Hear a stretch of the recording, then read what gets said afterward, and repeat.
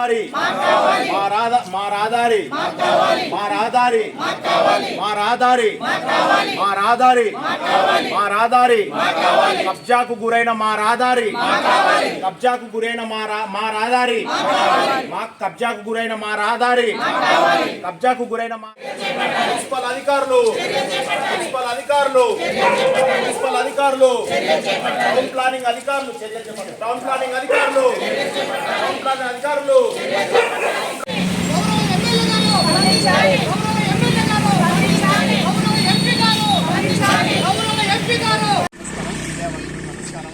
నా పేరు గోవర్ధన్ సింగ్ అండి.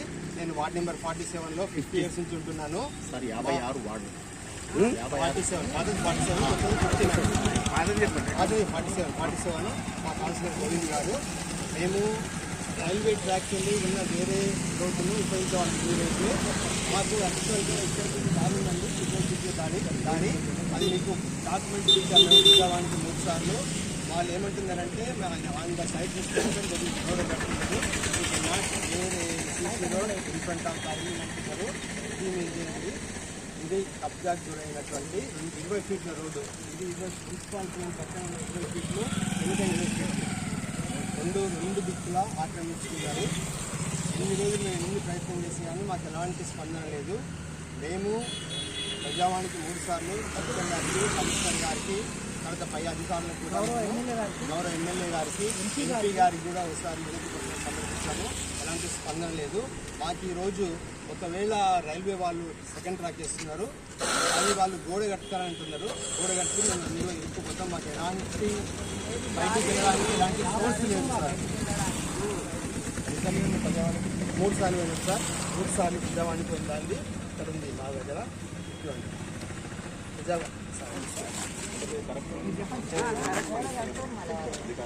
ఏమో సార్ మరి మాకు తెలియదు. వాళ్ళు ఇచ్చిన ఆన్సర్ ఇది ప్రజావాణి యొక్క 3 ప్రతులు.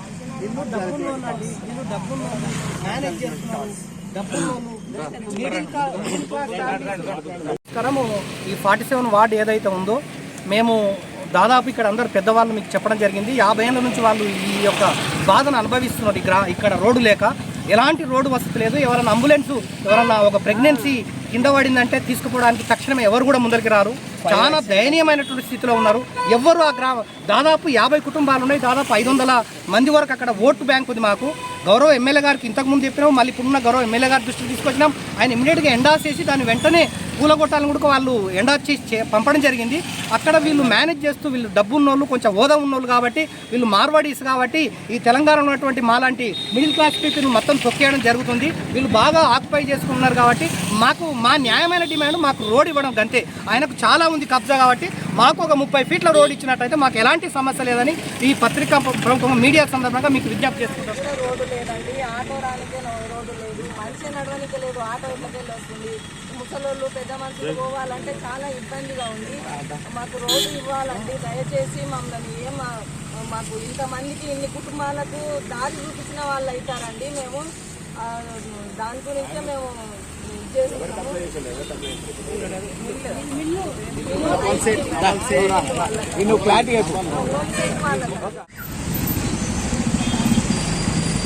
వార్డ్ నెంబర్ 47లో మన ఓం ప్రకాష్ అనే ఒక వ్యాపారవేత్త, ఒక మార్వాడి గత కొన్నేళ్ళు 1989వ సంవత్సరం నుంచి జనాలు ఉపయోగించే ఒక రోడ్డును రహదారిని కబ్జా చేసి జనాలను తీవ్రంగా ఇబ్బంది గురి చేస్తున్నాడు. అయితే ఇంతకుముందు వాళ్ళు ఎందుకు అడగలేదంటే వాళ్ళకు డబుల్ ట్రాక్ రోడ్డు పక్కన ఉన్నటువంటి రహదారి వాళ్ళు ఉపయోగించి ఈరోజు రైల్వే ట్రాక్ అనేది వాళ్ళు కన్స్ట్రక్షన్ చేసుకుంటారు. రైల్వే ప్రాపర్టీ వాళ్ళు ఏమంటారు అంటే మీరు ఇన్ని రోజులు వాడుకున్నారు, ఓకే, కృతజ్ఞత భావంగా మీరు ఏం చేయాలంటే మా రోడ్డు మాకు ఇచ్చిపెట్టేసేయండి, మీరు ఎక్కడ మీ గంటతర మీ రోడ్డు మీరు చూసుకుంటారు అంటున్నారు. ఇప్పుడు ఆయన కబ్జా చేసినటువంటి రైస్ మిల్లో ఉన్నటువంటి ఏరియాలో ఉన్నటువంటి 30 feet రోడ్డు దయచేసి 56 డివిజన్ కొత్త డివిజను, పాత వార్డు 47. ఈ విషయంలో మేము భారతీయ జనతా పార్టీ తరఫున మా పార్లమెంటు సభ్యురాలు మాకెప్పుడు ధైర్యం, మనందరి ధైర్యం డికే అరుణమ్మ గారి ఆదేశాల మేరకు, మా జిల్లా అధ్యక్షుడు శ్రీనివాస్ రెడ్డి గారి సూచన మేరకు ఈరోజు మేము వచ్చి మద్దతు తెలుపుతున్నాము. నేను కూడా ఇదే ఏరియాలో ఉంటా, 24 గంటలు మీకు అందరికి అందుబాటులో ఉంటా.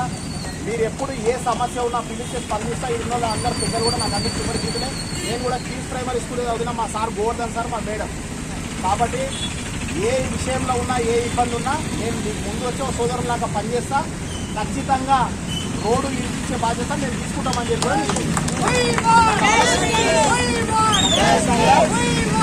రోడ్డు ఇప్పించే ప్రయత్నం నేను చేస్తా. ఖచ్చితంగా ఇచ్చేస్తామని చెప్పి తెలియజేసుకుంటూ ఈరోజు చేసినటువంటి ఈ యొక్క నిరసన కార్యక్రమానికి అధికారులు ఏ స్పందిస్తారో చూసి తదనంతరం భవిష్యత్తు కార్యక్రమం మీరే డిసైడ్ చేయండి.